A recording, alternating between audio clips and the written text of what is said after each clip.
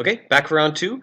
We beat blue-white-red deck similar to ours in round one. Pretty interesting game two for sure.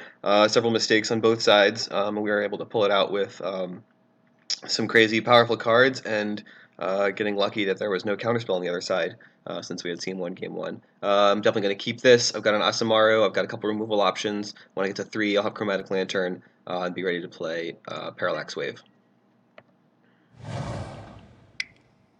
And we're playing mono red, so Isamaru. Really, our hand is ideally set up. I think I will just go ahead and trade here, or presumably he'll use a removal spell if he has access to one. I'll just go ahead and trade off. So, our real goal here, we want to stick a Brimaz, Monastery Mentor, and then control the game a little bit.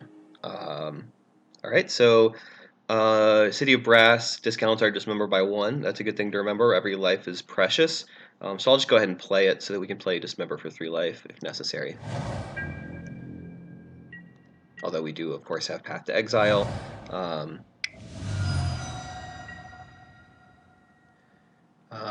Not really interested in letting Hellrider attack. I think I'll go ahead and Dismember it. It's one of the larger creatures. That doesn't really make sense. I'll Dismember it to use mana and keep him a little lower on tempo. So let's just go ahead and do that before he attacks.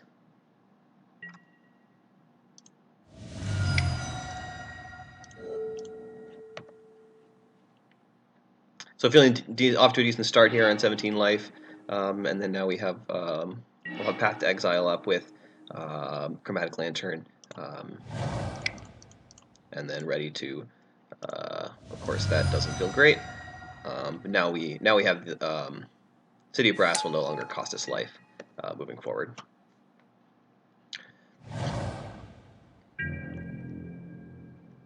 Okay, so looks like they're going to try to burn us out from here. Unfortunately, there's not a lot we can do about that. So we'll have to actually get a game plan that involves killing our opponent before that burn plan comes to fruition. But he didn't cast any spells either, so I'm just going to go ahead and remove every creature that's played. In fact, I could put that on top of his deck because he doesn't seem to have anything else going on. So I'll just go ahead and do that. Because I'm not concerned about that card. I'd like to have it on top of his deck.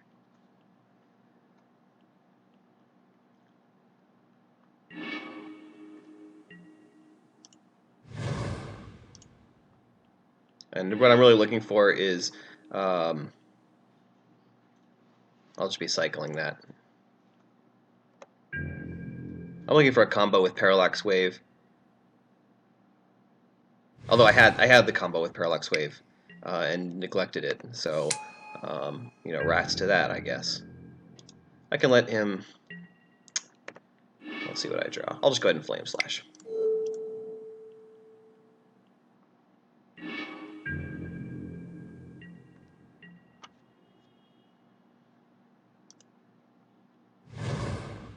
I'd like to draw a Brimaz. I'd like to draw a Monastery Mentor. He's a bit flooded out. My opponent here.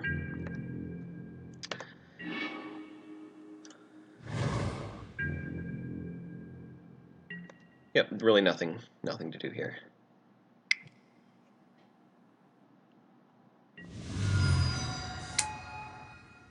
I think I'd actually save Council Judgment for something like Sulfuric Vortex if possible, but I can also just wait for his attack.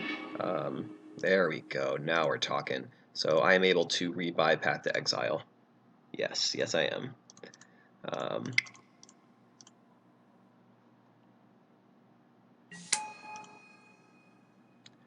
I'll just go ahead and do that. No, let's not. There's no reason. I can wait and see what's going on next turn.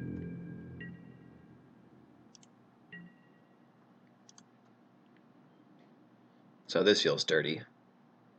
Of course, it will mean continually getting basic lands out of the deck and improving the quality of draws, but I don't really see any way around that. And now we'll pull the trigger on this. Make sure we don't pay life. Ah!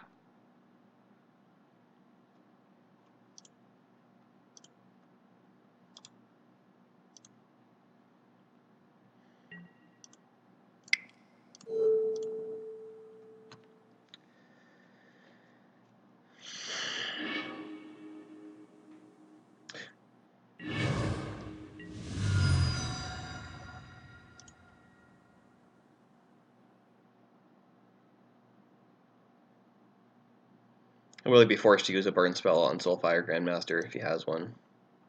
My shonen has not shown a single burn spell yet. Really nothing but lands. I anticipate this is going to be some... Oh my. Oh no, there's no nothing going on over there. Unclear what he thought was going to happen.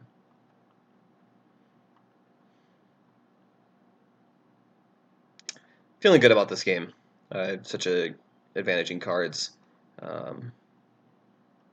But really do need to draw Brimaz or Monastery Mentor to lock it up.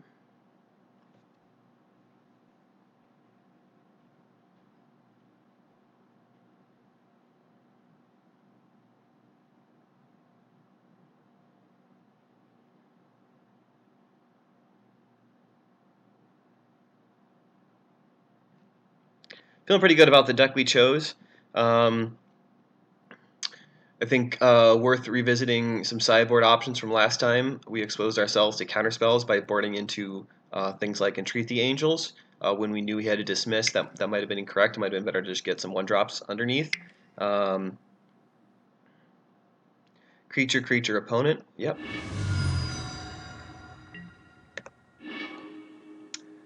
Card doesn't do anything. We can expect our opponent will be drawing spells. It's a strong card.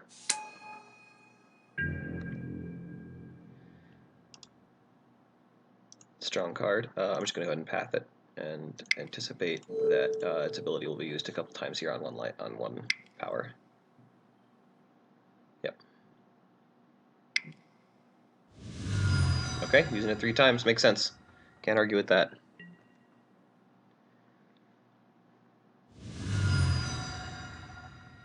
So I'm certainly in danger here. We need to get...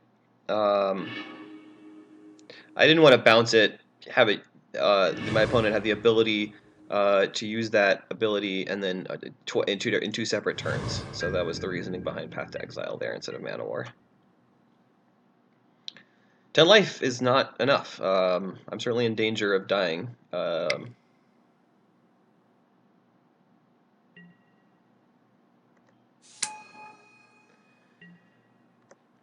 Yep.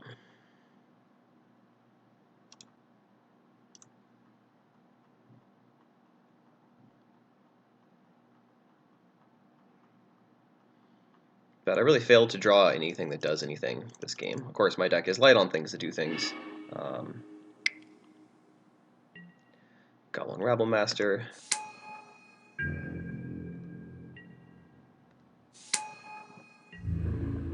Yep.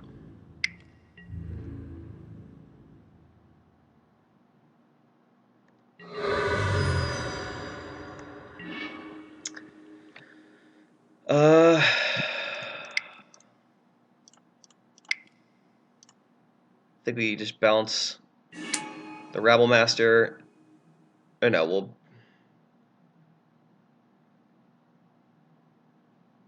let's think this through. I can use Parallax Wave on the Rabble Master, block a Goblin token next turn. I think that's the plan. So, because what'll happen is I'll let him attack with the Goblin, with another Goblin.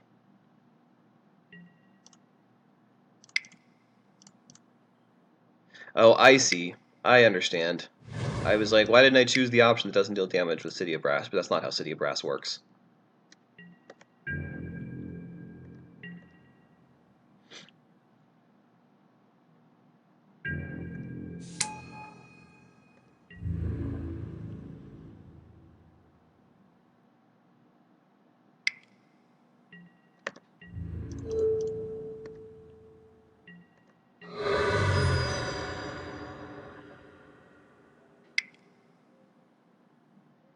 burn spell? Looks like a burn spell. Looks like I'm dead.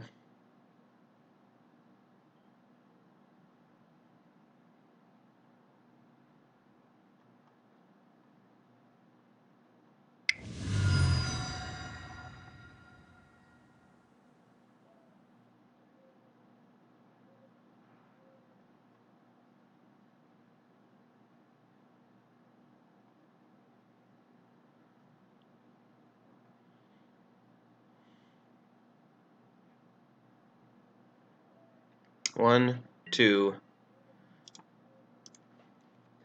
Could play our Miscalculation here. Okay, I think our deck was actually really well set up. I don't have any problem with, anything about our game plan. Looking at our sideboard, Seal of Fire is going to take care of a creature, so we'll bring that in. But really, everything I thought worked well. Armageddon doesn't seem like the card we want. Let's take a look. So our 1-drops are going to obviously block successfully. Precinct Captain is just the ideal card, given, once we run out our opponents at a burn, or drawing a burn spell. Every other card is good. My deck seems very well set up against his deck, my opponent's deck, but I just failed to draw the cards I needed.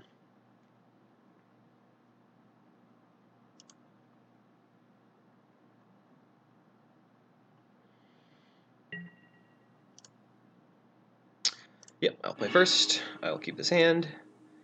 Obviously, you need to draw a white or any other mana source to get the full power of this hand. But can't argue. It's the first time we've seen Jace, which is or right before the last turn of the game. One could argue that anytime you see Jace is the last turn of the game. I think I like to see Bone Splitter. I think that plays into my game plan. I'm not anticipating a haste creature. In any case, I have Path available. Obviously, we need a white to really get everything online here. Now that he has Mishra's Factory, the 4/2, I would enjoy blocking with my soldier, so I'll just sit back. Although we learned last game that pressure is really important. If we had managed to deal 10 damage at some point, our opponent wouldn't have been able to kill us. I will Path to Exile the Rabble Master before anything gets out of hand, especially given... I'll do it after he attacks. Oh, well, that's frustrating. That was just a complete waste. I'll go ahead and... I don't want to bounce.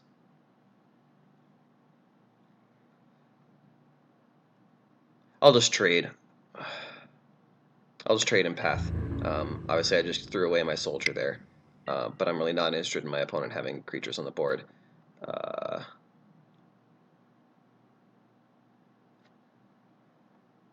So he's going to be able to attack my Jace with Mishra's Factory and Bone Splitter next turn. So I really can't afford to play Jace on 4.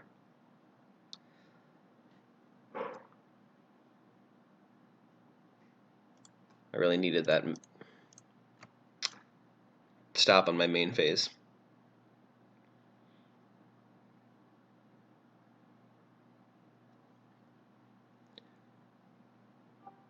Yeah, I'm going to block.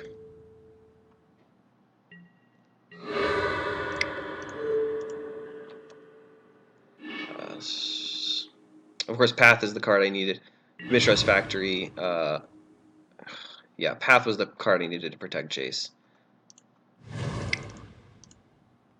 Now I do have, this would be a nice tempo play on Mishra's Factory if he chooses to go in that direction next turn. And then I will be able to play Jace safely. But that's a lot of speculation.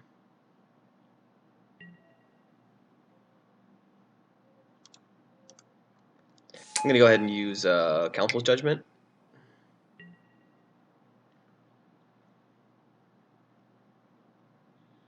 If I draw a land...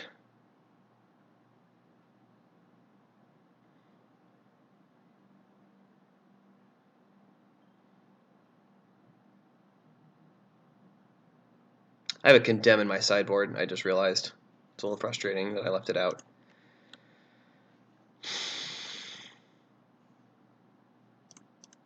I think I just take this trade.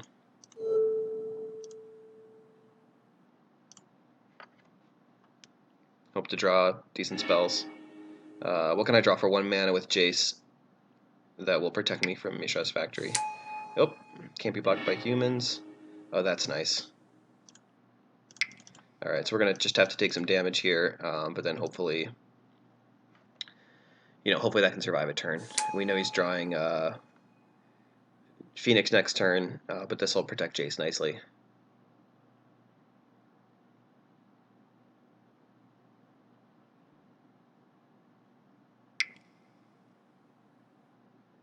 Or not.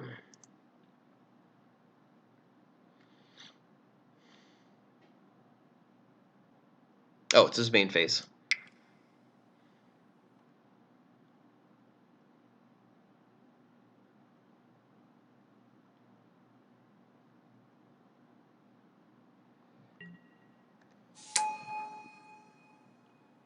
Okay, if I can start...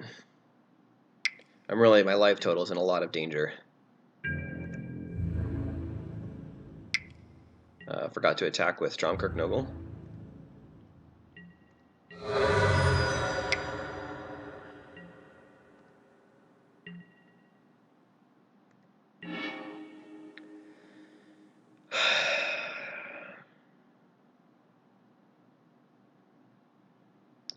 I go ahead and play Jace here, hopefully with 2 mana and the extra creature.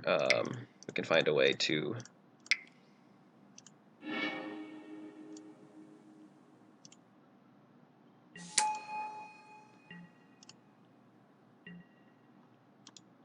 It's a monk, it's not a human.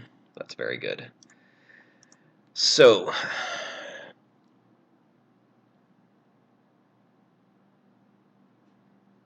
I just have to brainstorm.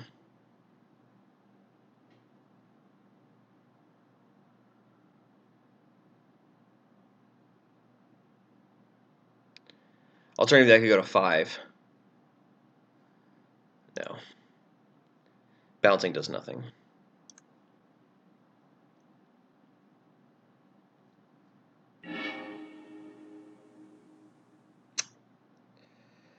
It's too bad.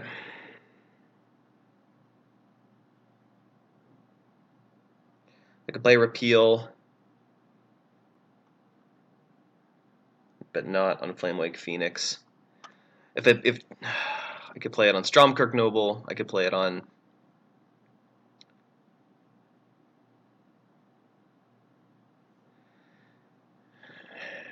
So City of Brass, I don't want, and then it doesn't matter after that. So Jace seems to be dead, but that buys me some life at least, and then I can use Council's Judgment next turn. Meanwhile, I am... So this is no non-land, doesn't work on Mishra's Factory.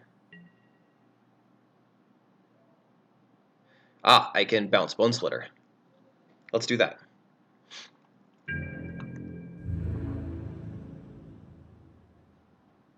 That definitely buys some time.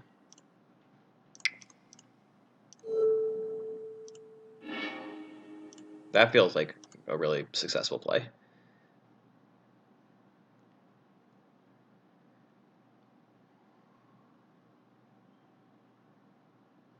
I'm very lucky he didn't attack with Stromkirk Noble last turn.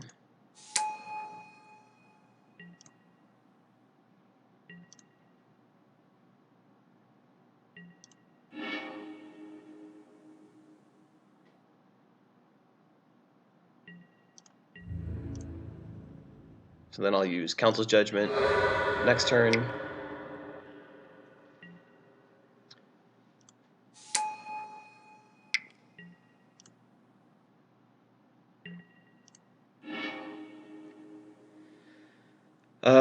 The question is, do I brainstorm, or I think I brainstorm, I see what I get. I might be lucky enough to remove both creatures. Yes. So I'll have 6 mana, I'll be able to do Mana War and Council's Judgment.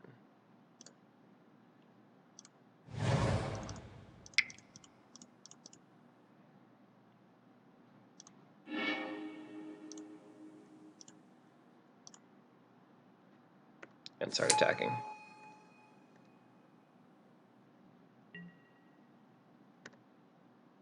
We're of course removing Flame Rake Phoenix here. Okay.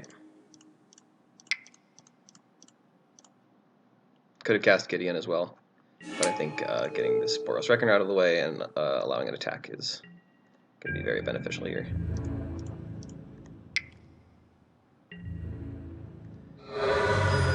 Alright, that was dicey, but I think we navigated that pretty well. But yeah, that'll be an interesting set of plays to go back over later on. I do have to continue to be aware of Mishra's Factory. I can block the Monk on the Noble and Mana War on Mishra's Factory. Otherwise, Jace is dead. So we've been kind of riding a thin line here with regard to burn spells.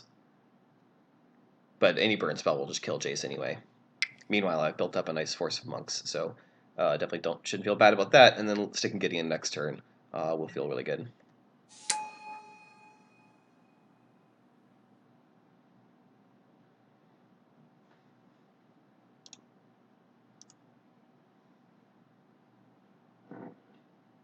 Definitely not out of the woods yet, although we're pretty close to the point where I can play Gideon +1 and attack with a pretty large force of... if he tries to get aggressive here.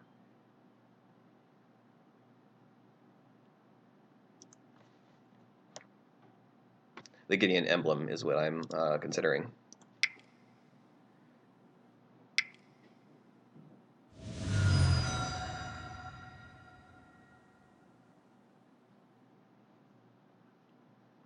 What is this other ability here?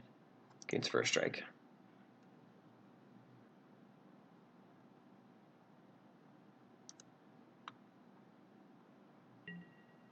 Imperial Recruiter.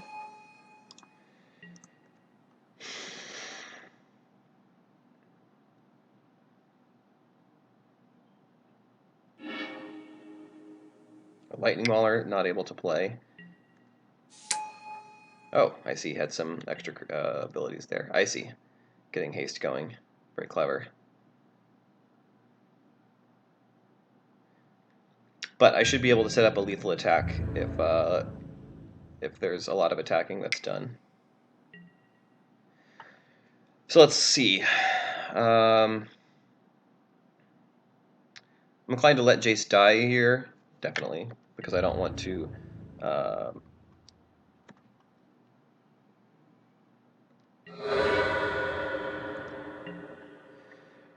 Alright, so Gideon will give me 2/2/2/2. So let's say I use the trigger. So I have 4 3/3s, I have a 3/3, and I have a 4/4. If any 3 of those get in, he dies. So he has to block 3 creatures, which means 3 chump blocks. After that, I'm on 16 life. My opponent will be on one or two life. They'll have to find a way to kill me with no resources. I think that just seems like the best thing, because really I'll just be sitting on a Boros Reckoner, and he won't even be able to block because of the attack last turn. On the other hand, I could just play...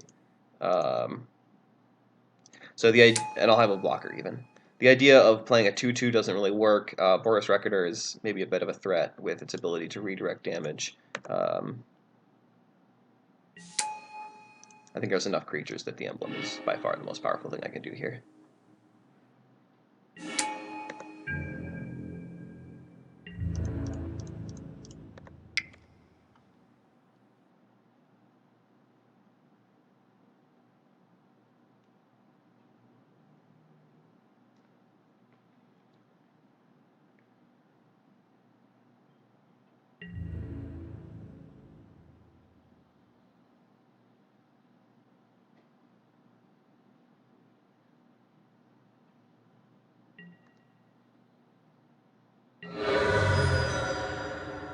My opponent can't tap Ancient Tomb next turn also, and I'll just leave this land for misdirection. Feel free to F6, nothing I can do, but presumably I will see a scoop here. And we're doing much better on time in this game. My opponent can deal quite a bit of damage. 7 damage available on board, but that involves tapping 3 mana and only having 2 more available. And I do still have a blocker.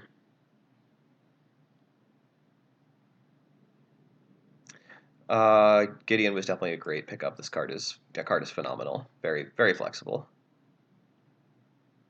Don't remember what I took it over, but felt like the right choice. And then Jace. Jace certainly pulled its weight as well, casting brainstorms and absorbing damage.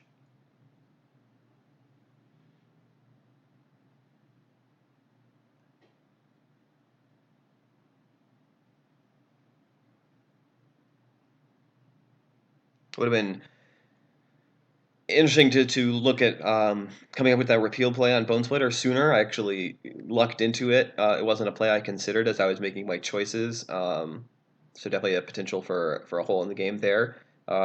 Making sure that bounce spells can be used on any when possible, use on a non-creature permanent.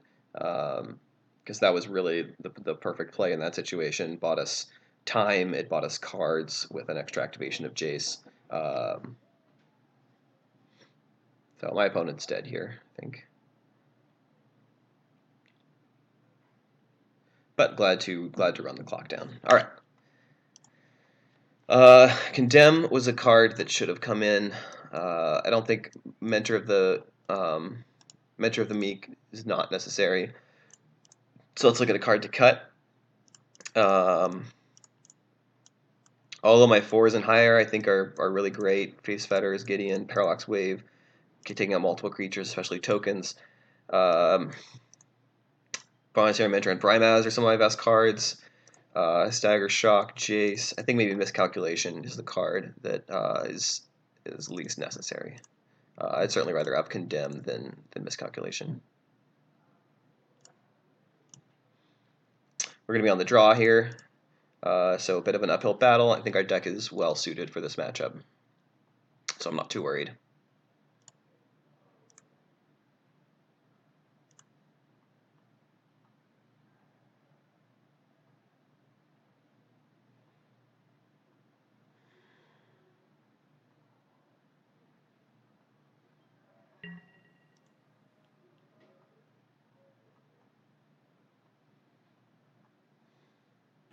My bonus deck isn't particularly aggressive. This is a great hand.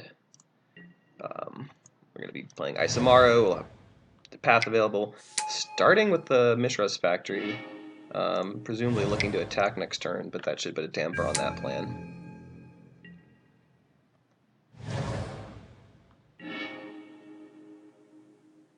Okay, well, feeling very good about this. We're not going to... Well, we could attack... actually, non-land. That won't work on Mishra's Factory. So I could always use Path. Exiling the Mishra's Factory will... I think I will actually attack here. I feel pretty comfortable having Path available. And we did see last game and the game before that getting pressure is going to be... Yeah, so that's what we're going to do. We're going to use Path to Exile.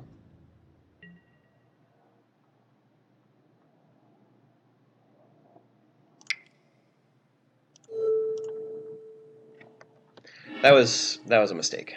That was a mistake. I forgot about the Mishra's Factory ability.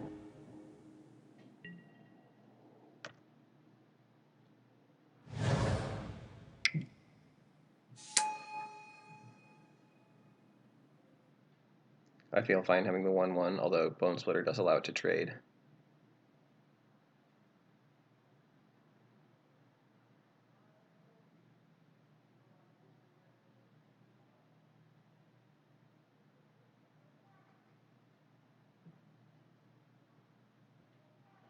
Yeah, feeling somewhat silly about the...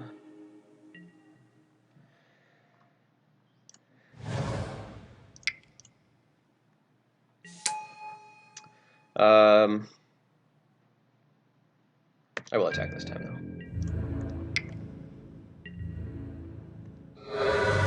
Happy to trade off Soldier with any creature. given the Bone Splitter.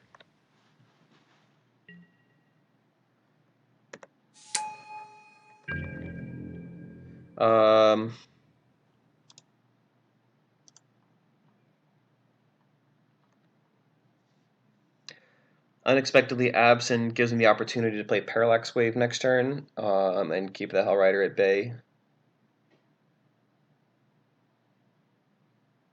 No, we're not making that mistake again. We're gonna do the play with Parallax Wave and Unexpectedly Absent, and we're gonna take our beats here. I will trade the Soldier for the Imperial Recruiter.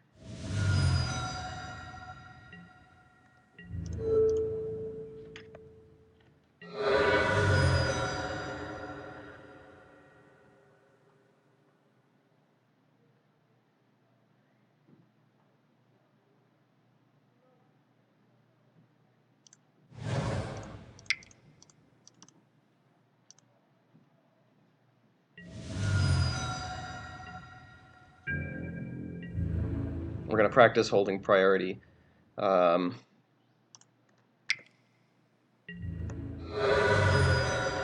Just to make sure. I think you hold control.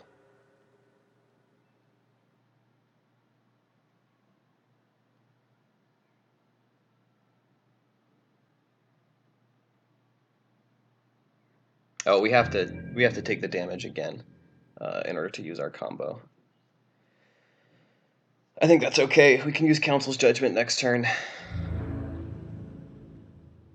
Obviously, it's not great. We're taking quite a bit of damage here. We took maybe 10 damage from Hellrider, which is more than anyone should ever take.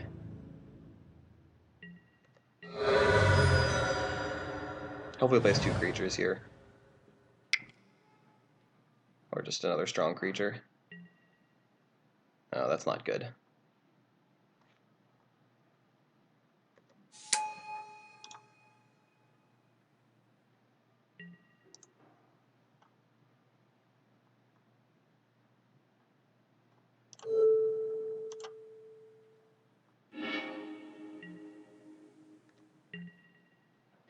We're really taking a lot of damage.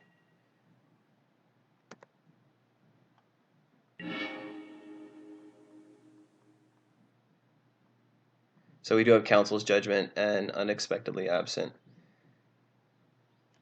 Alright, well, holding down control. Let's hope this works.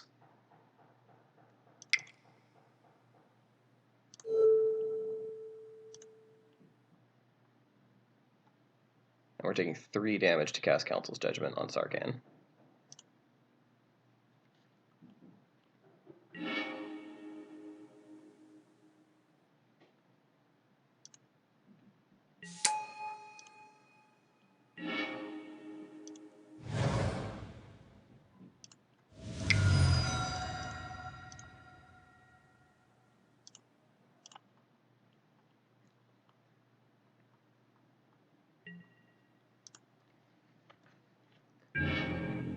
Okay. Oh, we have Parallax Wave Repeal up next turn. Oh, that's bad. That's real bad.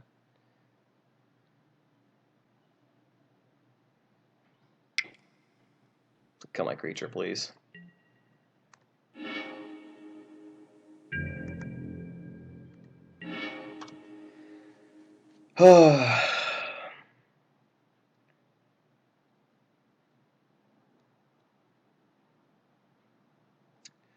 So the problem is if we just play Parallax Wave,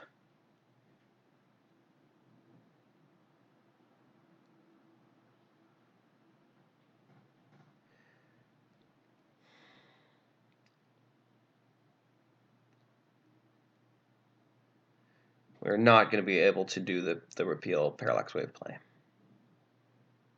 Because we're just going to die. So we have to find a way to get rid of Spike Shadow right now, the options being Repeal or Parallax Wave. I think we Parallax Wave and play it as it goes. Because then we actually do have the Repeal play available in the future. He'll just get his Spike Shadow back, and we'll deal with it when that time comes.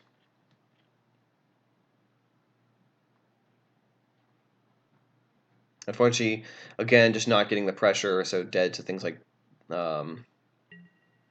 Creator's Clause, etc.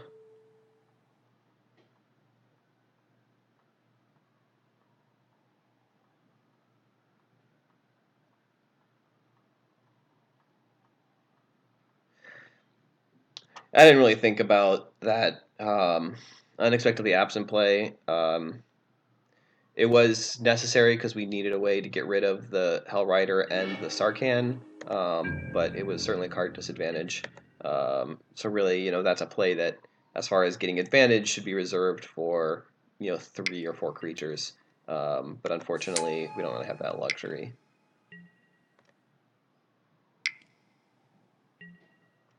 Okay.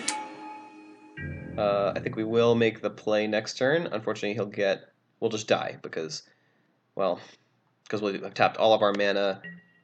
We can't afford to give back the Parallax Wave, or to give back the... Gosh.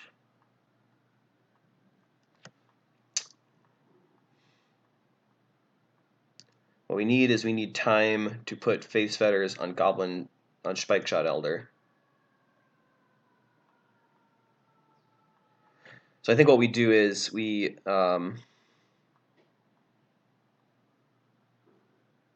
the 3 goblins away. Next turn we'll play Face Fetters on the Spikeshot Elder right after it comes off with the Parallax Wave. So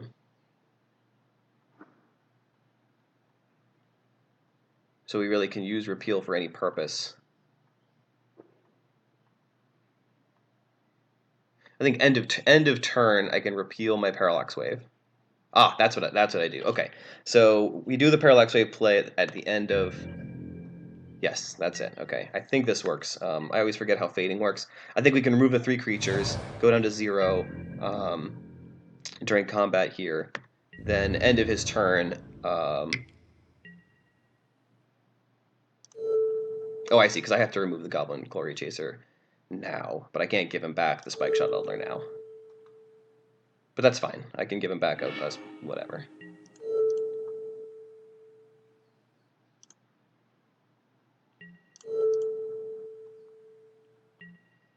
And then I'll go ahead and repeal. Leaves the battlefield.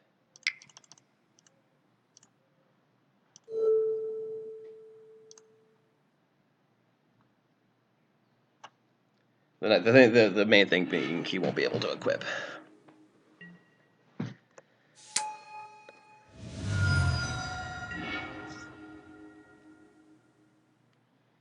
Now,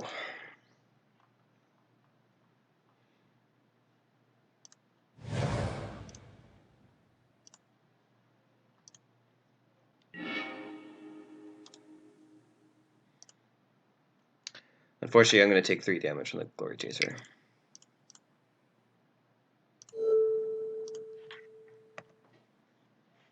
And 2 damage from Spikeshot Elder.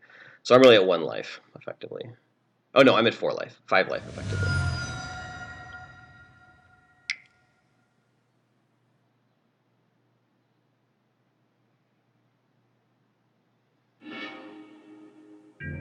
Oh! Killed himself. Very clever. Well, we'll see if we have a burn spell.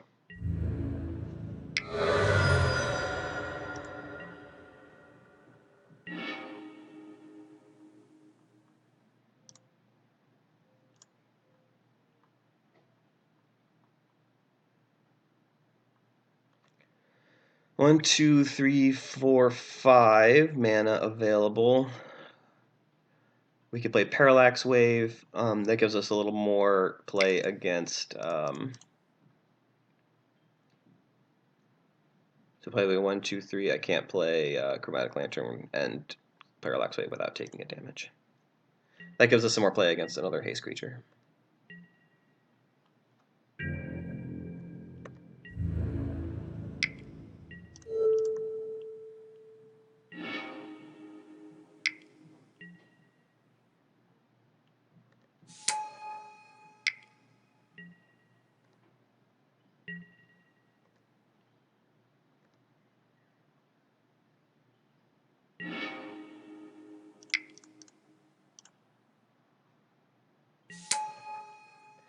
No reason not to wait here.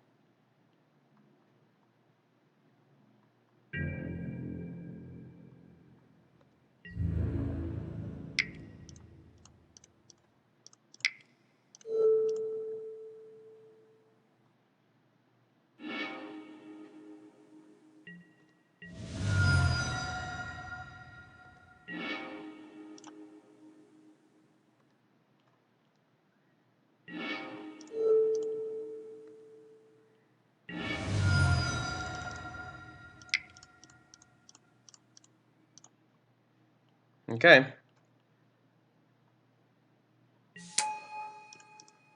My opponent has to draw burn.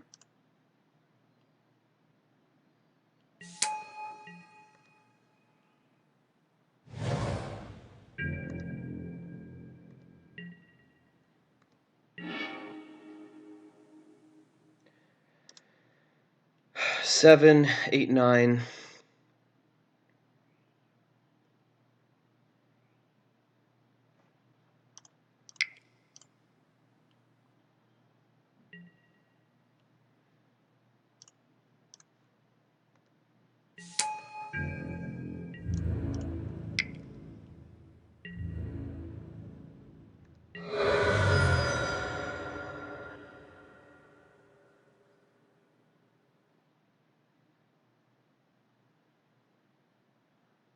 So I can kill the guy coming off of this.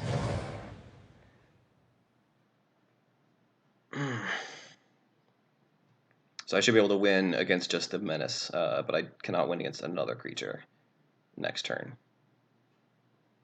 Oh no, because the Parallax Wave survives another turn.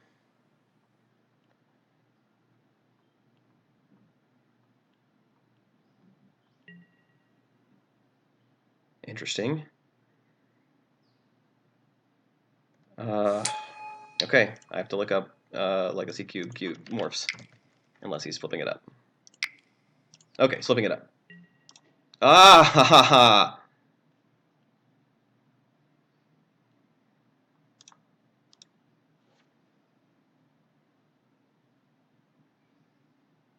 Yep.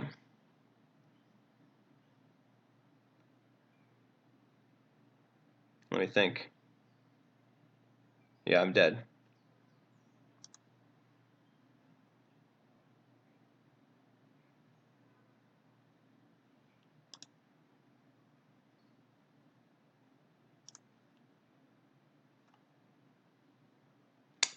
Good games.